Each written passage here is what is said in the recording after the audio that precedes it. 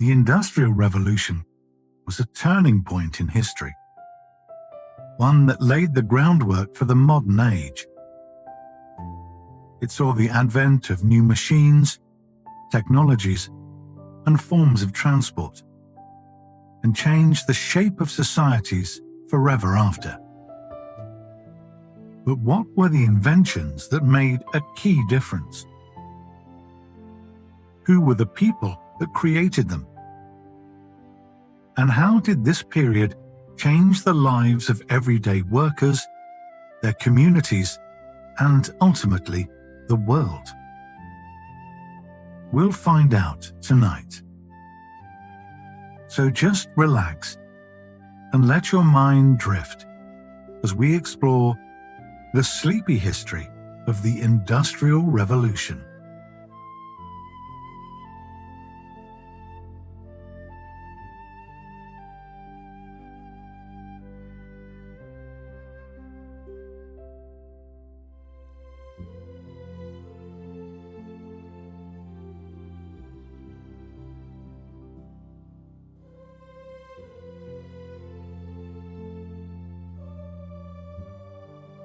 It's September the 27th, 1825.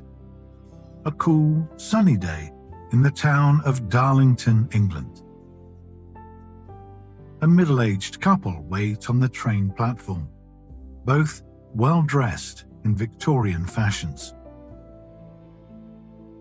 They stand amongst a group of over 400 people, including families with children of all ages. All share in a mood of excitement and contribute to the fanfare that surrounds the world's first steam-powered passenger locomotive.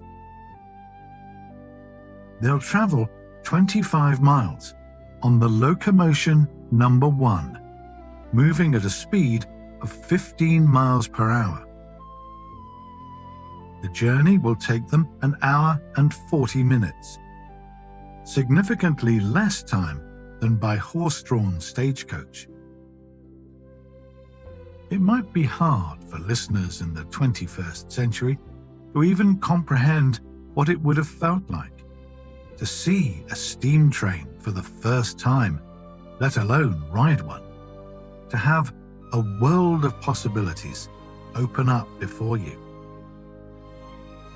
And yet, such events became fairly common during the period that we're exploring tonight.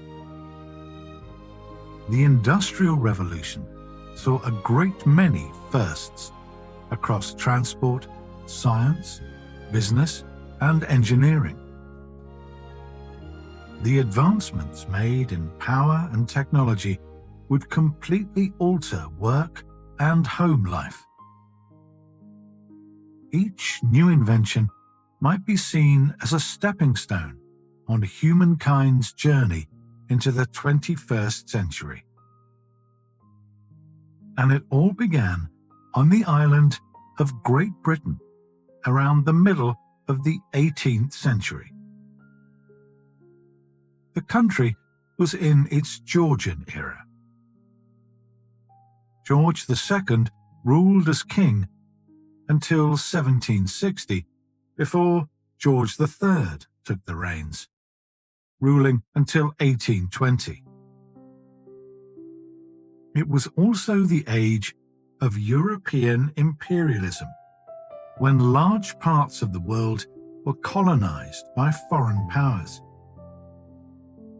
Britain would eventually amass the largest of all empires, reaching its peak in the 1920s. Even years before, in the 1750s, it held colonies across 6 continents. It's in part because of its growing empire that Britain was ripe for industrialization. It controlled a global trading network through its foreign domains, putting it at the forefront of commerce and business. The colonies were the key to supply and demand. they were a source of cheap labour and raw materials, allowing the British to import exotic goods at low cost, both to the mainland and throughout the empire. At the same time, British goods were sold throughout the colonies, increasing demand and therefore profits. The empire brought wealth and prosperity to the mainland, resulting in higher wages for some and creating a need for more jobs. People would move in droves from towns and villages into cities, where many found employment working in factories. At the same time, the government introduced pieces of legislation, including patent laws, insurance, contract laws, and more. These aimed to regulate and support businesses and help to foster an environment in which entrepreneurs might thrive. Unsurprisingly, there was a rise in the number of entrepreneurs, including British businessmen and those who settled in Britain from abroad. With its pro-business laws and huge market, it was the perfect place to build a successful company. Britain also had a number of steady financial institutions, making for a solid pool of potential investors. Inventors and manufacturers could gain the capital they required to build new machines and house them in factories. Crucially, the island was also rich in raw materials: iron, steel, copper, and coal. These would be vital for industrial development, both to build the machines and to give them power. Such goods could be taken around the country on a transport network made up of canals, rivers, roads, and railways that was ahead of its time. This was another factor that made change logistically possible and made Britain the perfect place for the Industrial Revolution to begin. Like the European Renaissance of the 15th and 16th centuries, it was a time of great talents coming together. And just as the Renaissance wasn't the result of one single piece of art, the Industrial Revolution wasn't the result of one invention. Rather, many advances were made in a relatively short period of time, from the development of gas-lit street lamps to the internal combustion engine, from the invention of the power loom to the steamship. Of course, some advancements stood out above others due to the size and scope of the impact they made, like the development of the steam-powered pump, or pistonless steam engine, first patented in 1698 by English engineer and inventor Thomas Savery. The pump, called the miner's friend, is noteworthy for being the first practically useful application of steam power. Savery constructed a low-lift pump to draw water out of mines, combining use of a vacuum alongside steam power. Water was boiled in the engine, producing steam pressure, which drew water upwards through the pipes. The water then cooled, creating a condensation vacuum, resulting in more water being pulled upwards. The pump generated about 1 horsepower. That's equivalent to the power that it might take today to shift a lift or elevator by 30 centimeters a second. The miner's friend was used in mines and waterways, and was still being manufactured into the late 1800s. It laid the groundwork for other inventions like the piston steam engine, invented in 1712 by Thomas Newcomen.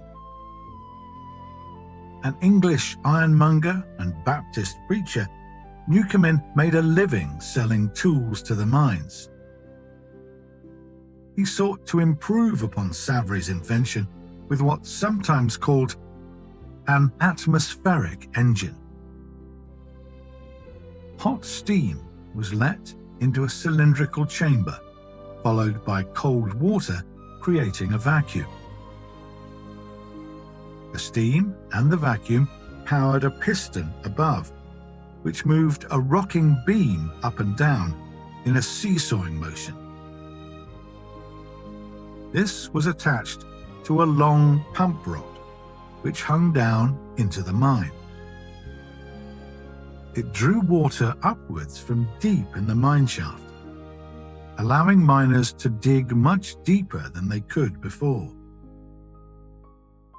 Newcomen's machine had a number of disadvantages, but by the standards of the time, it was another leap forward. It widened the scope of industries like coal mining, leading to a veritable abundance of coal supplies in Britain. The next key advancement came courtesy of a Scotsman, an engineer and chemist named James Watt. He made a series of adjustments to Newcomen's design, a steam jacket around the cylinder to keep it warm and prevent condensation, and a separate condensing chamber, allowing the steam to stay hot. Newcomen's patent had expired decades earlier, so Watt was able to gain the rights for his steam engine.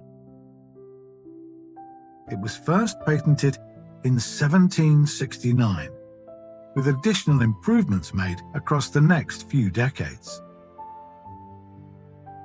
One such improvement came in 1782 when Watt introduced a double-acting piston.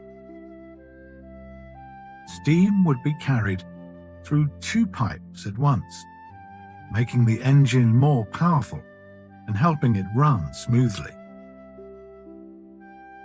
Additionally, it utilized rotational power, the engine being connected to a drive shaft with gears. These were aptly named the Sun and Planet gears, as the outer planet gears rotated around the Sun gear. What this meant for manufacturers was that, unlike the machine's predecessor, Watt's steam engine could drive machinery directly. And by 1800, it was doing just that, with nearly 500 engines having been manufactured and sold, and powering the machinery of many factories and mills. Steam-powered machines changed the shape of British industry, allowing workers to produce greater quantities far more quickly than before.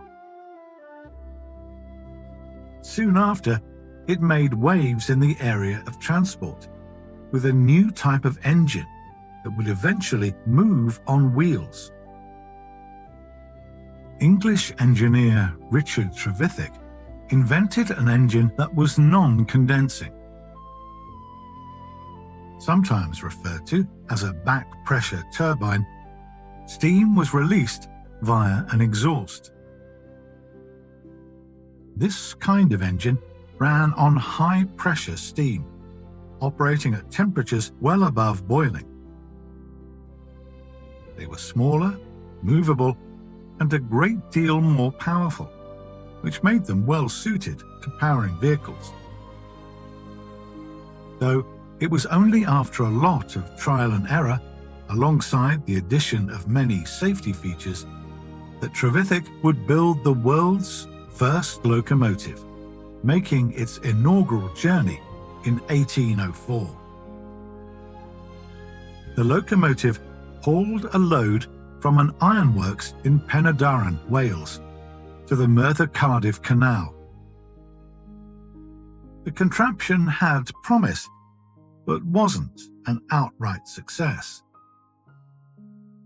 However, it would pave the way for like-minded inventors, who improved upon the design over subsequent years. There was the Salamanca in 1812, a twin-cylinder rack locomotive, which is often considered to be the first commercially successful steam locomotive. With cogs at the base, it ran on a toothed or rack railway and had enough traction to traverse steep mountains. The Puffing Billy came 2 years later, specifically to haul coal around northeast England. Then it was the locomotion number 1 that we heard about earlier, the first to transport passengers in 1825. The latter was built by George Stephenson, an English engineer known as the father of railways. His son Robert went on to build the Rocket, which was showcased in 1829 at the Rainhill Trials. The competition between locomotives attracted crowds of more than 10,000 spectators. It was intended to determine which company would gain the contract for the Liverpool-Manchester Railway, the first intercity train. Locomotives had to demonstrate that they could operate safely and carry a load 3 times their own weight. The Rocket won and was the only train to finish, bringing prize money and acclaim to all involved. Robert Stephenson and Company became early leaders in the industry. Their locomotives ran between Liverpool and Manchester, as well as elsewhere across the UK. They went on to provide railways in France and America, helping them on their way towards modernisation. It's impossible to overstate the impact of steam power, particularly when it came to steam locomotives. They were faster and more reliable than horse-drawn vehicles, and they were able to shift far heavier loads. Goods could be taken around the country, including the raw materials used to make machine parts and products, and the coal needed to fuel the machines. Manufactured goods could be taken to ports and exported to countries around the globe. Equally, they were transported to towns and cities, where the locals could buy things that hadn't been available before. It was largely because of trains that urban areas could grow. They enabled the transportation of building materials to cities, where they were used to construct factories and homes for workers. Trains also made it easier for workers to commute and for families to relocate to places where there were jobs. The country's wealth was distributed a little more widely, which ultimately resulted in the emergence of the middle class. Although we shouldn't paint too rosy a picture of what city life was like in the 19th century. Anyone familiar with the writing of Charles Dickens will know about the problems that came with urbanization. Living conditions were poor for a great many people. There was poor sanitation, overcrowding, and poverty. Pollution increased due to the number of factories, and diseases like cholera spread due to unsafe drinking water. On top of this, wages were low for many, and workers were sometimes treated very badly. Men, women, and children as young as 4 would work 6 days a week, up to 16 hours a day. Women received wages that were lower than men, and orphaned children worked for only board and lodgings. Many worked with dangerous machinery. Accidents happened often and were sometimes fatal. Some viewed the technology as a threat to their jobs, and so broke into factories and destroyed machines. Collectively, these people became known as Luddites, after Ned Ludd, who had broken 2 stocking frames, or mechanical knitting machines used for making textiles, in 1779. There were widespread riots in the early 1830s, as labourers set fires and destroyed threshing machines. The government responded severely, at times with executions, and the movement fizzled out soon after. It's perhaps unfair that the word Luddite is used today to refer to a person who is anti-technology. The original Luddites had legitimate complaints, echoed by much of the workforce across many industries at the time. They would eventually find a voice in the form of trade unions, which began to form across the country from the mid-1800s. Both trade unions and collective bargaining were made illegal in Britain by the Combination Acts of 1799 and 1800. Collective action was considered threatening to business by both the government and employers, who sought greater control over their workers. But those laws were eventually repealed in 1824 thanks to growing sympathy for the plight of workers and the public action of people like social reformer Francis Place. Trade unions fought for the rights of workers, for better pay and working conditions, and help for the sick and injured. They could instruct the workforce to go on strike, to put down their tools and refuse to produce until their demands were met.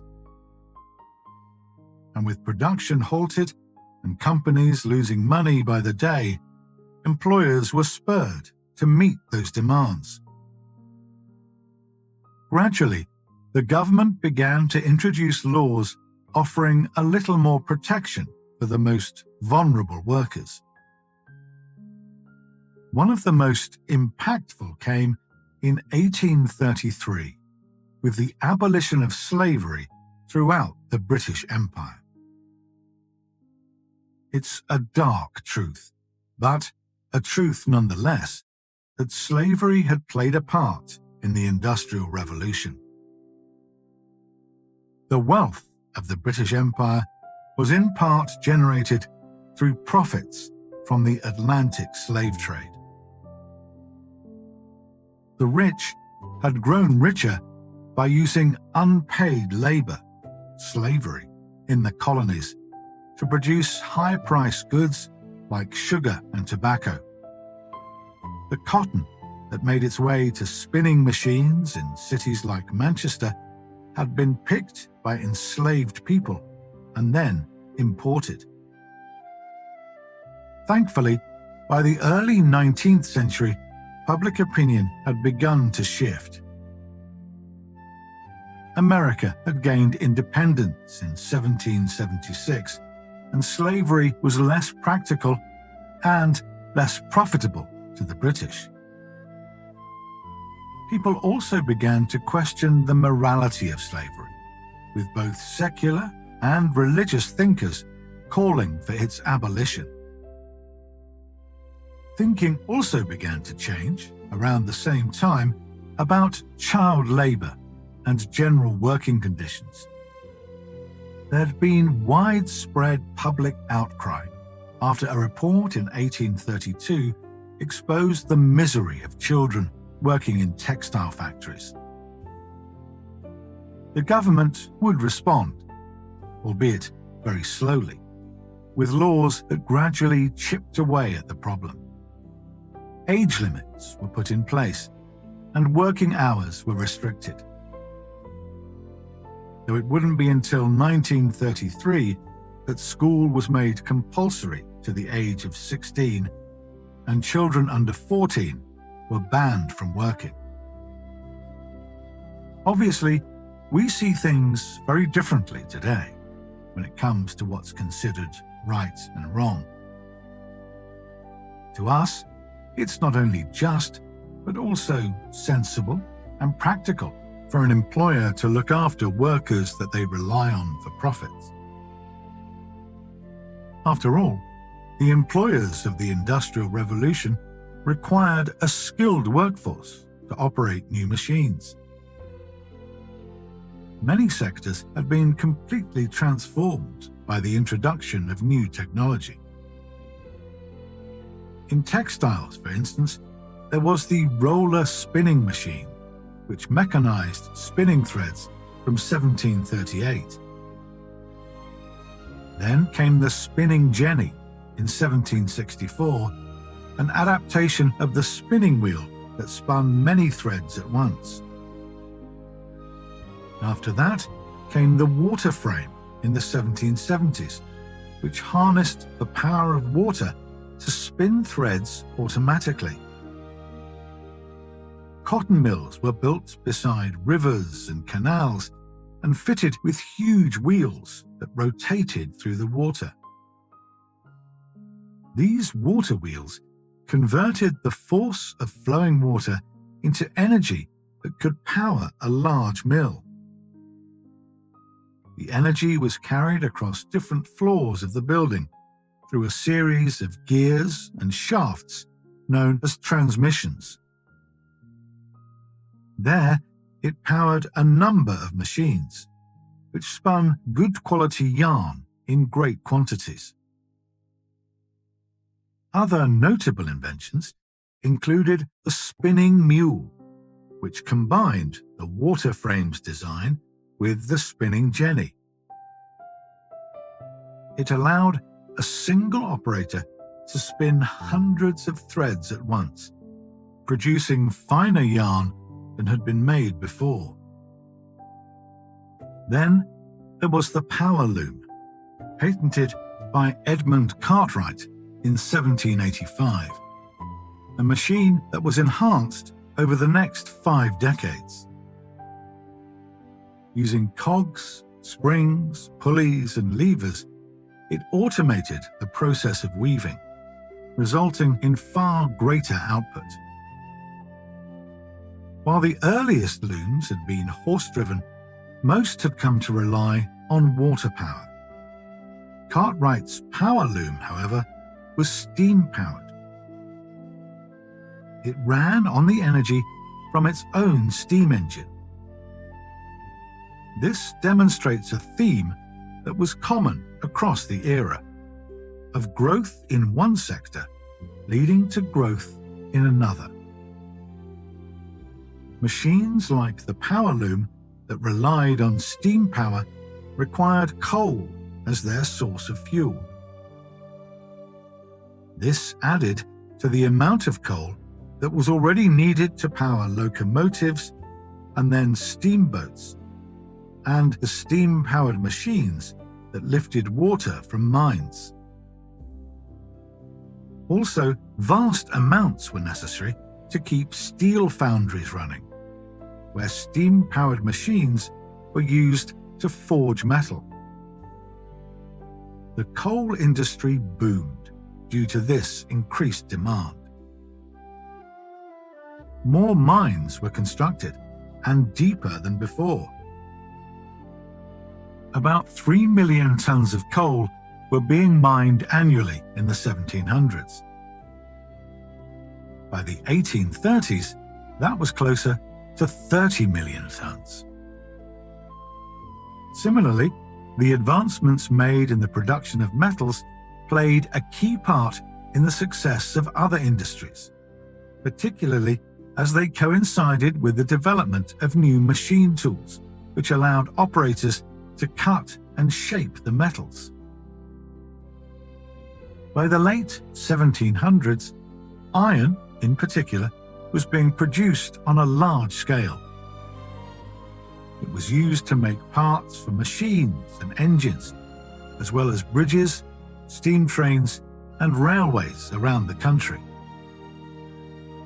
Technologies and industries relied on one another, leading to increased demand across sectors. In turn, this increased the need for better machinery, inspiring some inventors to double their efforts. Engineers and inventors joined forces with businessmen who had money and vision to make things happen.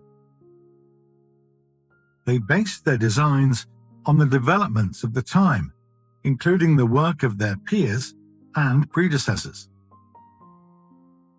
We should also note the significance of the scientific revolution, which had swept across Europe in the 16th and 17th centuries. This had dramatically altered ways of thinking about science, resulting in new discoveries and fields of study. It transformed disciplines like chemistry and physics and led to key developments in mathematics and mechanics. It gave us important theories like Newton's laws of motion and major discoveries, including electricity. The progress made during this earlier period had laid the foundations of the Industrial Revolution. Much of what we've learned about wouldn't have been possible if it weren't for the work of early scientists. This only adds to the feeling of synergy that seems to encapsulate the Industrial Revolution. Looking back over the era, one might imagine a jigsaw with many pieces fitted together to form an overall picture. As a whole, these pieces created enormous change over a relatively short period of time,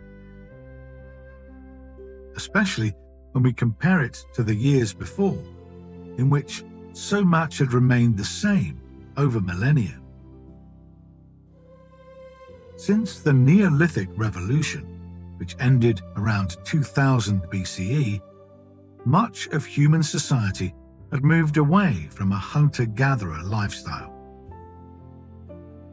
They opted instead to settle and form communities, farming the land and making goods by hand. Now, consider the life of a British person living around the late 1600s. That's over 3.5 millennia after the end of the Stone Age and a couple of centuries before the Industrial Revolution. In many key ways, little had changed. The majority of people worked in agriculture and looked to the sun to tell the time. They still cooked over an open fire and made goods by hand by the light of those flames. Some were fortunate enough to own their own horse or have animals to pull a wagon and take produce to market. But the majority couldn't travel any further than they could walk and would likely never leave the place they'd grown up in. Compare this to the life of a person in Britain 200 years later in the late 1800s. Their work and home lives were now dramatically different, and the country itself had been radically changed. Most people were employed in industry, not agriculture. They worked in coal mines, metalworks, shops and factories. Some worked in transport, which had bloomed exponentially. There were trains, steamboats, canal boats, and more. Many had swapped a life in the countryside for the hustle and bustle of city living. They no longer worked at home, but performed shifts at their workplace, measuring the time in the hours and minutes. As to people's home life, you've already heard about the problems caused by rapid urbanization. Despite this, many argue that this was the first time in history when the standard of living rose across the Western world. People heated their homes with coal fires. They warmed drinks on coal stoves and used porcelain teapots. Some went on holiday to the British seaside, wearing fancy outfits purchased from a tailor. The British diet expanded to include a broader range of nutrients, as calorie-dense vegetables were introduced from abroad. Foreign imports like tea, coffee, and hot chocolate became steady mainstays of the average person's diet.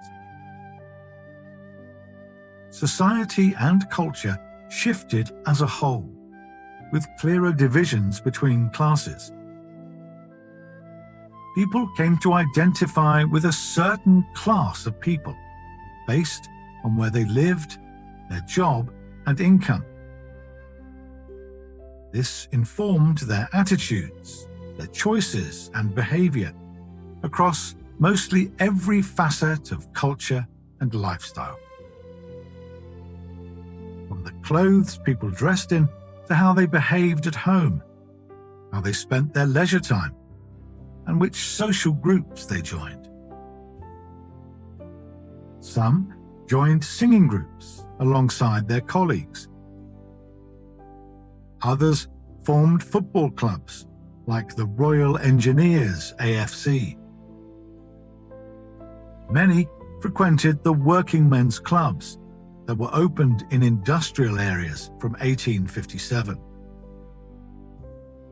These were essentially a working-class alternative to the gentlemen's clubs of the elite.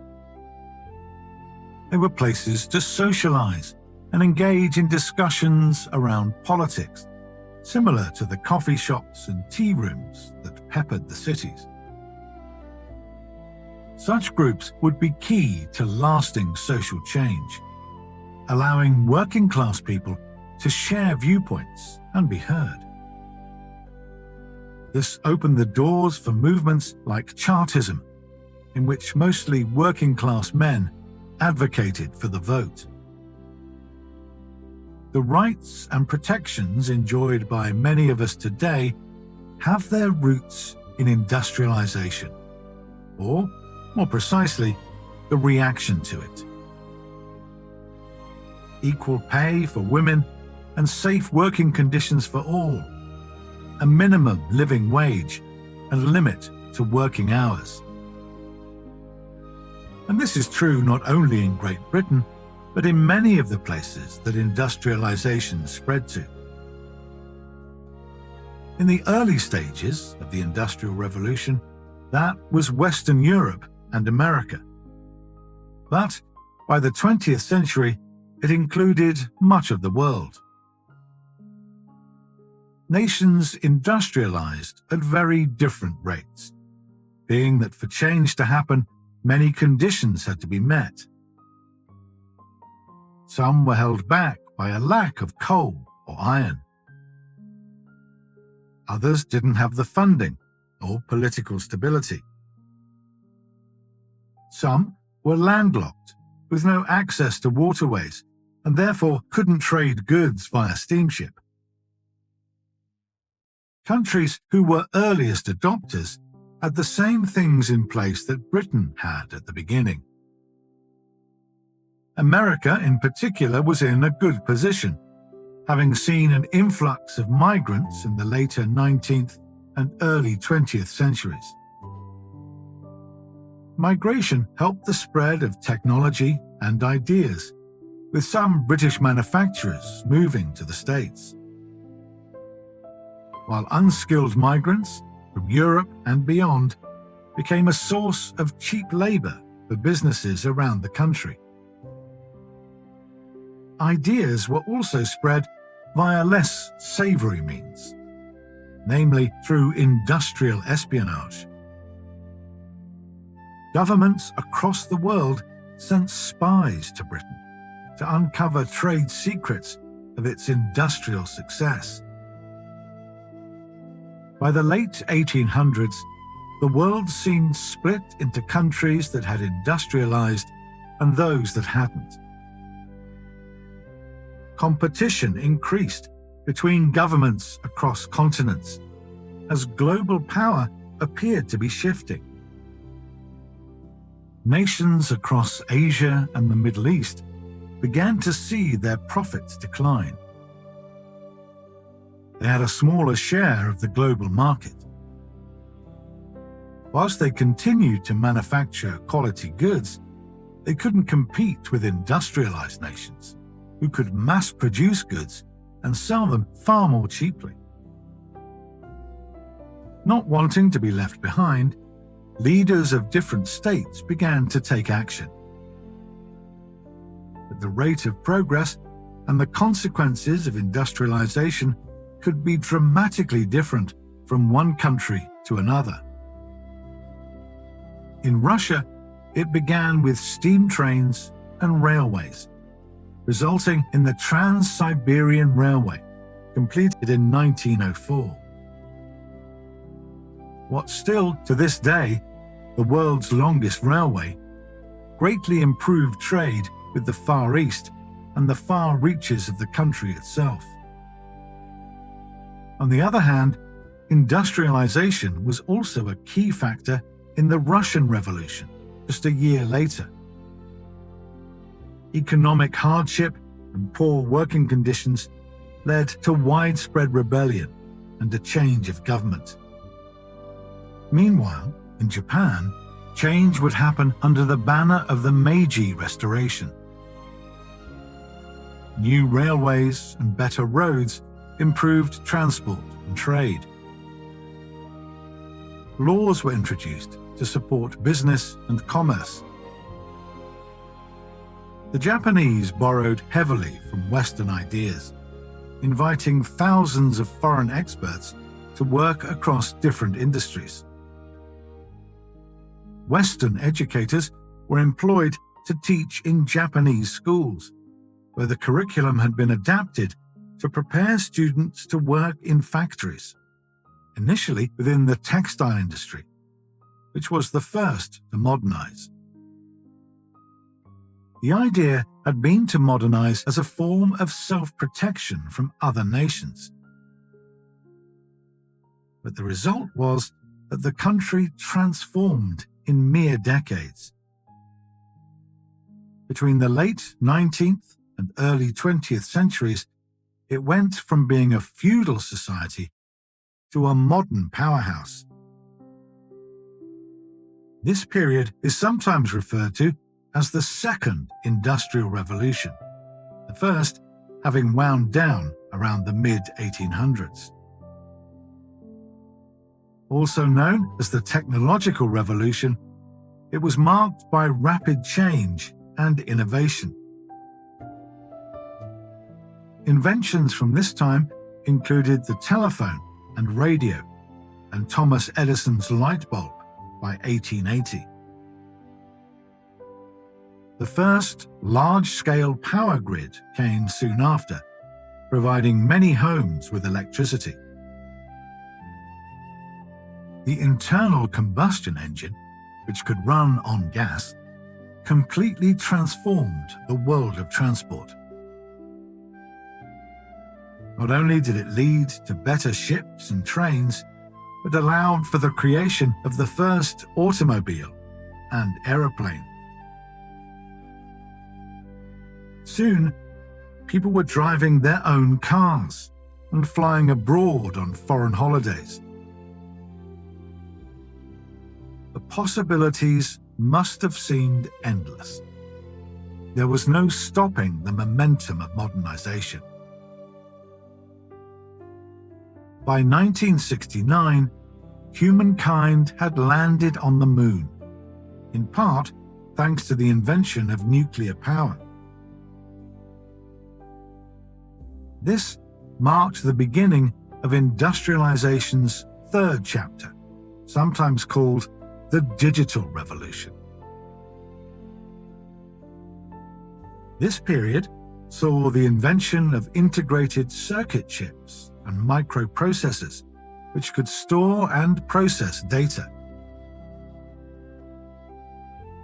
The scope of computers was dramatically widened in a way that would alter both work and home life. By the 1970s, many homes had computers, as well as televisions, telephones, stereos, and more. And by the late 2000s, most people would have the internet, enabling them to communicate with others around the globe. This brings us to where we are now, in the 21st century, the modern age. Some consider this to be the fourth industrial revolution, due to the rapid growth of technological advancements. Our lives today have been modified and digitized in a way that our ancestors wouldn't have thought possible. From artificial intelligence and cutting-edge robotics to 3D printers in the home, alongside a range of smart devices. The Industrial Revolution is unlike any other, mostly in that it isn't technically a revolution. While it is a period of enormous transformation, it has a beginning, but doesn't have an end. The Industrial Revolution is still ongoing. We're just in one of its later chapters. Change is still happening all around us, opening up a world of possibilities in the near and distant future.